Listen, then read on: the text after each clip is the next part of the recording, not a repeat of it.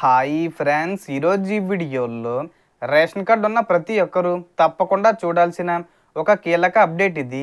ఎందుకంటే ఇప్పుడు వరుసగా 3 పెద్ద శుభవార్తలు బయటకు వస్తున్నాయి.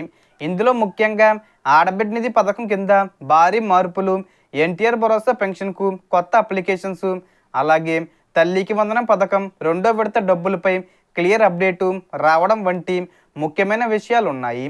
ఇవి నేరుగా మీ అకౌంట్లోకి డబ్బు వచ్చే అవకాశాలు ఉన్నాయి.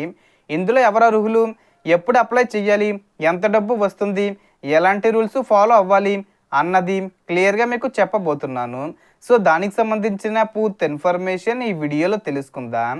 సో రేషన్ కార్డు ఉన్నవారికి ఇప్పుడు వస్తున్న 3 ముఖ్యమైన శుభవార్తల గురించి క్లియర్గా చెప్పుకుంటే, మొదటిగా ఆడబిడ్డ నిధి పథకం గురించి చాలామంది ఎదురు చూస్తున్నారు.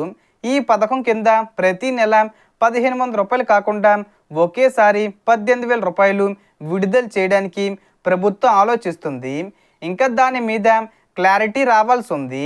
సాధారణంగా రేషన్ కార్డు తప్పనిసరి, కుటుంబ ఆదాయం ఒక నిర్దిష్ట పరిమితిలో ఉండాలి, అలాగే ఆడపిల్ల కుటుంబంలో నమోదై ఉండాలి, ఇంకా బ్యాంక్ అకౌంటు ఆధార్తో లింక్ అయి ఉండాలి. ఈ పథకానికి సంబంధించిన పూర్తి అప్డేట్స్ ఏప్రిల్ 30 తేదీ వచ్చే అవకాశం ఉందని చెబుతున్నారు. కాబట్టి అప్పటి వరకు అధికారిక ప్రకటనల కోసం వేచి ఉండడం మంచిది. ఇక రెండో పథకం ఎన్టీఆర్ భరోసా గురించి మాట్లాడితే, 50 సంవత్సరాలు దాటిన వారికి పెన్షన్ ఇవ్వడానికి కొత్త అప్లికేషన్స్ ప్రారంభించే అవకాశం ఉందని సమాచారం. ఈ అప్లికేషన్స్ కూడా ఏప్రిల్ 30 స్టార్ట్ అయ్యే అవకాశం ఉంది.